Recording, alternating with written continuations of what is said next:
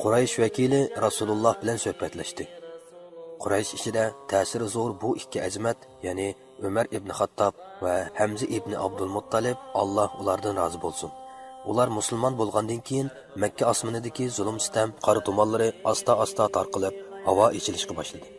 Mushriklarmi o'zlarining musulmonlarni nohaq azoblab, qiynash va ziyonkashlik qilish masliklaridan bir oz yeshilib, o'shaga kelishga boshladi va Rasulullohning har qanday talabi bo'lsa, mumkin qadar o'rinlab, uning badaliga Rasululloh bilan diniy da'vatni to'xtatish haqida so'zlashishga urindi. Bu pul molning quli bechora miskinlar quyosh nuridan bahra oladigan har qanday narsa Rasulullohning da'vati oldida pashining qontichilik to'salg'i bo'la olmaydiganligini bilmagan edi. Shunga ular ko'zlagan nishonga yetolmayli qolmasdan balki tumshuqiga edi. Ibn Ishoq Yazid ibn Ziyoddan u Muhammad ibn Ka'bil Quraziydan rivoyat qilib mundoq deydi. Utba ibn Rabi'a Quraysh ichida ta'siri bir qadar zo'r shaxs edi. U bir kuni Qurayshlar so'rinda so'z qilib mundoq dedi. Bu chaqda Rasululloh masjidda o'zi yolg'iz o'ltirib. Ey Quraysh jamoasi, men Muhammadning yeniga berib so'zlashib baqay va bir qancha turlik ishni uning oldiga solay. U bularning birini bo'lsa-mu qabul qilib qolar. Biz uning talabini qandirsak, ondan umi bu da'vatdan to'xtar, dedi. Bu Hamza musulmon bo'lgandan keyin islomni qabul qiluvchilar kunsi ko'payayotgan bir mezgil edi. Ular bo'ldi, ey Abu Valid, ya'ni Utbaning kuniyati. O'rningdan tur, berib so'zlashib kelgin, deyishdi. Shuning bilan Utba o'rnidan turib, Rasulullohning qishig'iga kelib, yukinib adab bilan o'ltirdi va ey qarindishimning o'g'li, siz bilasiz, qabila ichida inovat va o'rningiz alohida yuqori. Hasab nasibingizmi ustun. Siz qavm qarindoshlaringizga shundoq bir ishni elib keldingizki, uning bilan jamoatchilik birligini buzdingiz. Ularning ilohlarini e'tiqod qilib kelgan dinini aybladingiz. Ota-bobolarining qilgan ishlarini kufrliq dedingiz. Quloq silib o'ltiring. Men bir qancha turlik ishni oldingiz qo'yay. Qarab beqing, biroz sizga yiqib qolar, dedi. Payg'ambar alayhisalom, ayting, ey Abu Valid, quliqim sizda, dedi. Utba, ey qarindishimning o'g'li, agar siz bu ishlarni mol dunyoni deb qilgan bo'lsangiz, biz sizga ko'plab mol dunyo yig'ib berib, oramizdagi eng boylardan qilib yetaylik. Agar o'rningizni yuqori ko'tarishni maqsad qilgan bo'lsangiz, sizni boshliq qilib olaylik. Sizning fikringizni olmay, ish bajarmayli. Podshoh bo'lgingiz kelsa, toj kiydirib podshoh qilaylik. Navozi sizdagi illat jin shaytonlarning ofisidan bo'lgan bo'lsa, biz jinkash taklif qilib sizga zimat qildiraylik. Siz salomat bo'lguncha qanchalik badal to'lasak arziydi. Nurg'un kishilar mushkildagi kasaldan davolanib qutulgan. Saqaygan dedimu, har holda shuningga yaqin bir gapni qildi, dedi. Utba so'zni oyoqlashtirib to'xtaydi. Rasululloh, gapingiz tugidimi? deb so'radi. Utba, "Ha, tugidi", dedi. Rasululloh, "Endi mening gapimni angla", dedi. Utba, "Albatta anglayman", dedi. Rasululloh, "Nihoyat shafqatli va mehribon Allohning ismi bilan boshlayman. Hamim. Bu nihoyat shafqatli va mehribon Alloh tarafidan nozil qilingan vahiydir. Oyatlar ochiq bayon qilingan kitobdir. Biladigan qavm uchun nozil bo'lgan arabcha Qur'ondir. Mo'minlarga jannat bilan xush xabar berguchidir. Kofirlarni do'zax bilan ogohlantirguchidir. Ular, ya'ni mushriklarning to'lisi, uning oyatlarini fikr qilishdan yuz o'rdi. Ular uningga quloq solmaydi. Ular payg'ambarga, bizning dillarimiz sen bizga da'vat qilgan narsalardan farqlangan. Quloqlarimiz eg'ir. Sen bilan bizning oramizda parda, ya'ni diniy jihatda o'xshamaslik bor. Sen o'z ishingni qil, bizmi o'z ishimizni qilaylik, deydi, degan oyatni o'qidi. Ondan sura Sajdaning bosh qismini o'qib berishga boshladi. Utba Rasulullohning tilovatini anglab, jimjitlikqa cho'mib ketdi.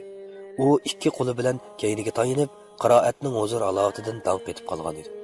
Payg'ambar alayhisalom mush suradagi sajda oyatiga berib sajda qildi. Ondan, "Angladingmi, ey Abu Valid? Anglagan bo'lsang, ahvol mana mushu", dedi. Shuning bilan Utba o'rnidan turib, o'z odamlarining qishig'i mangdi. Uninggacha ular bir-biriga qasam qila olaymizki, Abu Valid cho'qim o'zgarib keldi, deyishib o'ltirishgan edi. Utba kelib o'ltirdi. Ular, "Qanday xush xabar ko'tarib keldingmi? Ey Abu Valid, aytqin", degili turdi. Utba, "Mening elib kelganim azbiroyi Xudo, qat'iy anglab baxmagan bir xil ta'sirli so'zlar. Azbiroyi Xudo, u she'rmi emas, sehrmi emas va jinkashlikmi emas. Ey Quraysh xalqi, mening gapimga unanglar, menga itoat qilinglar. Bu odamning ishiga aralashmanglar. Uning bilan koringlar bo'lmasin. Alloh bilan qasamki, men bayotin Oningdan anglagan so'zlar cho'qim zo'r bir vaqa paydo qiladi ekan. Agar uni boshqalar, ya'ni Makkalikdan boshqa arablar bir taraf qilaversa, xo'p, yaxshi ish. Ish boshqalarning qo'li orqali bajarildi. Sizlarning beshinglar saqiydi. Navoda u butun arablarga bosh bo'lib qolsa, uning g'albisi sizlarning g'albanglar va uning izzati sizlarning izzat obro'yinglar. Texi sizlar ashu kishining sababi bilan eng saodatmanlardan bo'lib ketamsizlar. Uni kishi bilmaydi. Devidi ular azbiroy xudo Muhammad seni tili bilan o'ziga band qilyapti deyishdi. Utba ularga bu mening qarashim, sizlarning o'z ixtiyoringlar, nima qilsanglar o'z ishinglar, mening karim yo'q dedi. Yana bir rivoyatda Utba Rasulullohning tilovatini anglab, mo'nglinib o'ltirib ketgan ekan. Bir chaqda Rasululloh Allohning sen ularga sizlarni Ad va Samud qavmlarining beshiga kelgan azobga o'xshash azobdan ogohlantirman degan. Qur'oni Karim 41-sura 13-oyat. degan oyatni tilovat qilib edi, u cho'chib o'rnidan turib ketdi va Rasulullohning og'zini tutib olib, "Xudo haqqi, urug' tuqqanchilikning hurmati" dedi. Uning bundoq qilishi bu oyatda ogohlantirilgan azob hali tushib qolamdikin deb qattiq ansirganlikdan edi. U yuqorqi ahvollardan keyin Quraysh jamoatchiligining yeniga berib, oldingi so'zni qildi deyiladi. Abu Talib, Bani Hashim va Bani Muttalib jamoatlarini safarbar qildi. Vaziyat bir oz yaxshilanib, shart-sharoit yaxshilanishga qarab yuzlangan bo'lsa-mu, lekin Abu Talib yanala o'z qarindishining o'g'lidan xotirjam bo'la olmaydi. Chunki u oldingi mezgilda bo'lib o'tgan ishlarni bir-birlab ko'z oldidan o'tkazdi. U esiga oldiki, ular avval ochiqdan ochiq Abu Talibga urushimiz deb tahdid soldi. Abu Jahl cho'ng bir toshni ko'tarib olib, Muhammadning kallasini mijib etaman deb keldi. Uqba ibn Abu Muayd Rasulullohning gelini ridosi bilan bo'g'ib, o'ltirib tasli qo'ydi. Ömer ibn Xattob Allah uningga hidoyat bermagan bo'lsa, uydan qilichini shimoylab, bugun Muhammadni cho'qim o'ltirib etaman deb chiqqan edi. Abu Talib bu bir qator ishlarni har bir o'ylasa, nihoyat qo'rqinchli bir qora ko'langa uning ko'z oldida paydo bo'ladi-da, buning bilan uning yuragi siqilib, ko'ngli boshqachalar bo'lib qoladi. Mushriklar uning himoyasini ko'zga ilmay, hamon qarindishining o'g'lini qaslab o'ltirish ko'ydi bo'lishi, tasaddibiy qarniyat ablaqlardan birisi to'yuqsiz qo'l serib, qarindishimning o'g'lini nobud qilaversa, Ömer, Hamzilarmi yoki boshqalarmi amalsiz qilishi mumkin degan o'ylarni o'ylab, bosh oxiri yo'q g'amga patatdi va bir hazo o'ltirib ketdi. Abu Talibning kallasida yuqorqi qarash muqimdilib qoldi. Uning o'ylaganlari to'g'ri edi. Shu asnoda mushriklar Rasulullohni o'ltirib etishni oshkora qaror qilishgan edi. Ularning bu qaroriga Alloh Qur'onda ular Muhammad alayhisalomni suiqasd qilishda biror ishni qaror qilgan bo'lsa, biz Muhammad alayhisalomga yordam berishda bir ishni qaror qilamiz. Sura Zuhruf 79-oyat deb ishorat berdi. Bundaq ahvolda Abu Talib qanday qilish kerak? U Quraysh doiralarining o'z qarindishining o'g'liga qarshi jamoat fikr to'plab, qora kuch bo'lib o'yishayotganligini ko'rib, cho'ng buvisi Abdumanafning ikki o'g'lining avlodlari bo'lgan Bani Hashim jamoati bilan Bani Mutallib jamoatini yig'ib so'z qildi va ularni u hozir duch kelgan qarindishining o'g'li Muhammad alayhisalomni qo'g'dash va uningga xavf xatar yetib kelishining oldini olish uchun o'rtaq kuch chiqarishga chaqirdi. Natijada uning chaqirig'iga bu ikki jamoatning musulmonlarimi, kofirlarimi Arab urug'doshligi va tarabbozlik asabiyati bilan ovoz qo'shdi. Bularning ichida faqat Abu Lahabla bu taklifga qo'shilmay Quraysh tarafda turdi. Quraysh doiralarining mazkur ikki jamoatga jazo yurgizganligi. Mushu bir necha hafta ichida mushriklarga nisbatan zo'r voqealardan orqa-orqadan mundaq 4 voqea yuz berdi. Hamza musulmon bo'lib oldi. Orqadanla Ömer musulmon bo'lib ketdi. Rasululloh bo'lsa, ularning taklif loyihasiga qo'shilmay savdolashishni rad qildi. Amdilikda bo'lsa, Bani Hashim jamoati va Bani Mutallib jamoati musulmon yoki g'ayri musulmon deb ayrilmay, hammasi Muhammad alayhisalomni himoya qilish va uni jon tikib qo'g'dashga qasamiyat qilishdi. Mushriklar bu taraqqiyotlardan hayron qolishdi. Haqiqatanmi hayron qilishga tegishli ish bo'ldi. Chunki ular navoda Muhammad alayhisalomni o'ldirib qo'ysa, Makka vodiysi qonga to'lib oqadiganligini, balki ular har ikki taraf bir-birini tub yiltizdan qurtib tugishish mumkinchiligini tunib yetdi. Shunga ular bu oqibatlarni o'ylab, bevosita qonliq urush orqali emas, balki boshqacha bir xil usul bilan jazolashga tutish qildi.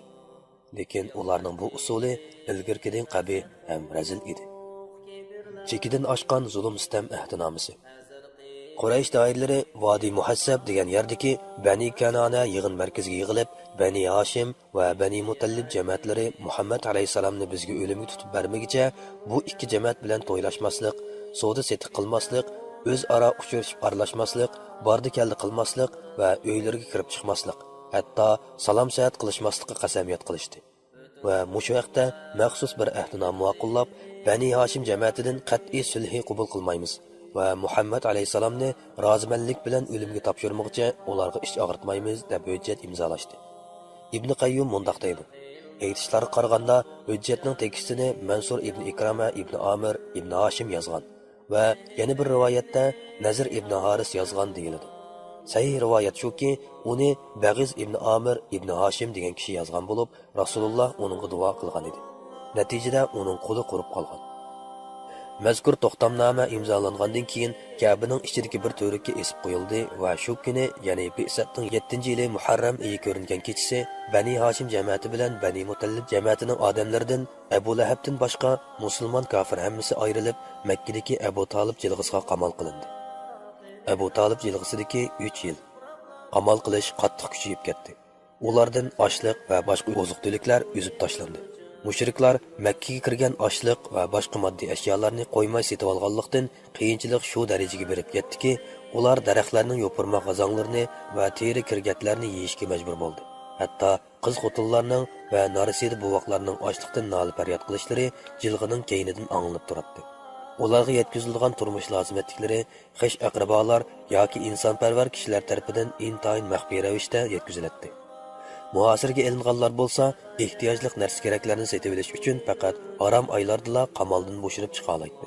Chiqqandimi Makkaning sirtiga chiqib setib olishga to'g'ri keladi. Chunki mushriklar Makka ichida mushu ikki jamoatdan bir kishi narsa setib olmoqchi bo'lsa, ularni aldirmaslik uchun savdoga to'pilab pul ketib, matoning bahosini o'rnatib yetadi. Hakim ibn Hizam hammaachisi Xadicha radhiyallohu anhaga pat-pat ancha-muncha bug'doy qatorliq yemekliklarni yetkazib berib turadi. Bir qatim Abu Jahl uchrab qilib, uningga eslab oldi va uni bu ishdan cheklamoqchi bo'lgan edi. Abu Baxtari degan kishi orqa tushib, ming taslikda Hakimni haliqi bug'doyni hammaachisiga yetkazib berishga imkoniyat yaratib berdi. Abu Talib yuqorqi azob uqubatlarini tortayotgandan sirt Rasulullohdan xotirjam bo'la olmayotdi. U har kuni kech kirib, kishilar o'z kafirlaridan o'rin olishga boshlaganda, Rasulullohga suiqasd qilish maqsadi borlarni poplash uchun uni o'z o'rniga berib yetib qilishga buyurdi. Qarang'i tushib, el oyig'i jimiqqanda bo'lsa, o'g'illardan birini yoki o'z qarindoshlaridan birini va yoki navri inillardan birini Rasulullohning o'rniga yotqizib qo'yib, Rasulullohni uning o'rniga berib yetishga buyurdi. Payg'ambar alayhisalom va uning bilan birga muhosiraga ilingan musulmonlar haj mavsumi mezgillarida qamaldan bo'shinib chiqa oladi va shundala kishilar bilan uchrashib, ularga islomni da'vat qila oladi. Yana mushu ozg'in kunlardagi da'vat jarayonidami Abu Lahabning nimalarni qilib yuradiganligini oldingi boblarda zikr qildik. Yo'lsiz ahdinomaning amaldan qoldirilishi. To'liq 3 yil o'tib ketdi. Vaziyat yanala musulmonlarga foydasiz holda davomlashmoqda edi. Bi'satning 10-yili Muharram oyida halqi tangsiz ahdinoma hujjati birdilla yirtib tashlanib, ittifoq buzildi. Uning jarayoni mundaq bo'ldi. Quraysh xalqi ichida mazkur shartnomaga nisbatan rozi bo'lguvchilarmi, norozi bo'lguvchilarim bor edi. Ularning ichidagi norozi bo'lguvchilar mazkur hujjatni amaldan qoldirib, uningga qo'l qo'yg'uchi ittifoqni buzib tashlash uchun yo'l mangdi. Bu ishni bosh bo'lib vujudga chiqarguvchi Amir ibn Lu'ay jamiyatidan Hisham ibn Amir degan kishi edi. U Bani Hashim jamiyati qamalda qolgan mezgillarda ularga kechalari yo'shurun osh tomoq yetkazib berib turardi. U bir kuni Zuhayr ibn Abu Umayya Mahsumiyning qishig'i berib, "Ey Zuhayr, sen to'yg'ichi yeb, qong'ichi ichib o'tishga rozimi? Albuki sening tog'illarining ahvoli shundoq tursa", dedi. Zuhayr uningga, "Hey seni, men nima qila olaydim? Men degan bir odam tursam, ammo men bilan yana bir odam billa bo'lgan bo'lsa, azbiroy xudo, cho'qim ashu tangsiz shartnomani bekor qilishga tirishib ko'ratdim." Hisham, "Undaq bo'lsa, sen bilan billa turadigan odamni tepib bo'lding", dedi. Zuhayr, "U kim?" deb so'radi. Hisham, "U men", deb javob berdi. Zuhayr uningga mamnun bo'lgan holda, "Yana bir odam izlab topqin", dedi. Shuning bilan Hisham Mut'im ibn Adiyning qishig'i bordi va uningga Abdumanafning pushti bo'lgan Bani Hashim va Bani Mutallib jamiyatlari bilan bo'lgan urug' tuqqanchilik munosabatini eslatdi va uning bir aql egisi turib, Qurayshlarning mushu zulmiga rozi bo'lib o'ltirganligiga topib alomat qildi. Mut'im uningga, "Ey seni, men nima qila olaydim? Men degan birla odam tursam", dedi. Hisham, "Ikkinchisini topa olaysan", dedi. Mut'im, "U kim?" deb so'radi. Hisham, "Men", deb javob berdi. Mut'im, "Undaq bo'lsa 3 bo'layli, yana birini izlab boqqin", Devidi Hisham tepib bo'ldim deb javob berdi. Mut'im u kim deb so'radi. Hisham Zuhayr ibn Abu Umayya deb javob berdi. Mut'im amsi 4 bo'lsin, yana birini izlab boqqin dedi. Shuning bilan u Abul Baxtari ibn Hishamning qishig'i bordi va uningga Mut'imga degan gaplarni qildi. Abul Baxtari bu ishga ovoz qo'shadigan biror odam chiqarmi deb so'ragan edi. Hisham albatta chiqdi deb javob berdi. Abul Baxtari u kim deb so'radi. Hisham Zuhayr ibn Abu Umayya, Mut'im ibn Adi va men dedi. Abul Baxtari bundoq bo'lsa yanimiz izlab ko'rgin. Sonimiz qancha ko'p bo'lsa shuncha yaxshi dedi. Buning bilan Hisham Zam'a ibn Aswadning qishig'i kelib, uningga shu vaqtda gap qildi. Shu jazoga uchirg'uvchilar bilan bo'lgan yaqin urug' tuqqanchilik munosabatini eslatib, zimmasidagi haqlarni zikr qilib edi. Zam'a, sen da'vatgan bu ishni qo'llaydigan biror odam bormidi? dedi. Hisham, albatta bor, deb uningga yuqoriqlarni zikr qildi. Shuning bilan ular Hajun degan joyga yig'ilib, shu zo'ravonlar ittifoqining hujjatini amalda qoldirishga kuch chiqarishga kelishdi va buni tunji bo'lib Zuhayr o'tirib qo'ymoqchi bo'ldi. Ertasi atiganda hammaylan Quraysh kishilar bilan odatdagicha o'z so'rinlariga jam bo'lishdi. Zuhayr uchisiga esil bir tonni kiyib kelib, Baytullohni 7 qatim tavob qildi. Ondan to'pga qarab, "Ey Makka xalqi, biz qo'rsqimiz to'q, kiyimimiz butun yuriyotimiz. Bani Hashim jamoati ixtiyoriy holda ya ololmay, ya sotolmay halok bo'lib ketyapti. Alloh bilan qasamki, men bugun ashu nohaq yo'lsiz shartnoma yirtilib, amaldan qoldirilmoqcha so'rininglarda o'ltirmayman", dedi. Abu Jahl masjidning bir bo'lagida o'ltirib Zuhayrning gapini anglab, "Yolg'on, kapshima, azbiroy xudo, uni hargiz yetib tashlashga bo'lmaydi", dedi. Zam'a ibn Aswad o'rnidan turib, "Sen kapshima, biz boshdan oxiri uning putilishiga norozi edik", dedi. Abul Baxtari yana bir tarafdan qo'pib, "Zam'a rost aytadi, biz uningga norozi ham qat'iy qo'shila olmaymiz", dedi. Mut'im ibn Adi yana bir bulungdan ovoz ko'tarib, "Sizlar ikkinglarning degani to'g'ri. G'ayri qarashda bo'lganlar yolg'on aytadi. Biz bu shartnoma va uning moddalariga to'namaymiz." Va Hisham ibn Amrmo uningga o'xshash bir gaplarni qilib, taraf-tarafdan ovoz chiqib ketdi. Shuning bilan Abu Jahl hayron qilib, "Bu cho'qim maxfiy o'rnashtirilgan tashkillik ish ekan", dedi. Bu chaqda Abu Talibmo masjidning bir chetida o'ltiribdi.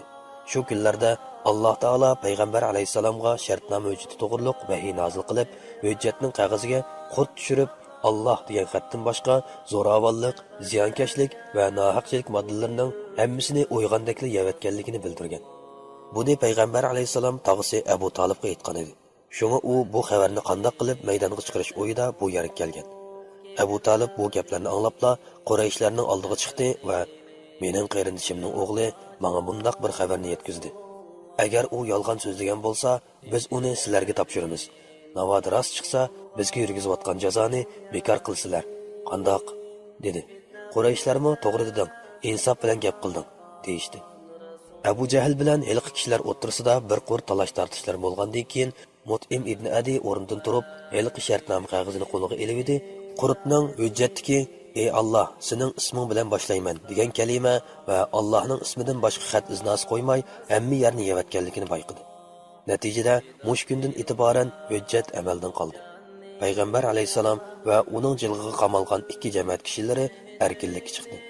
Mushriklar mush munosabat bilan Rasulullohning payg'ambarlik alomatlaridan eng katta bir mo'jizani ko'rdi.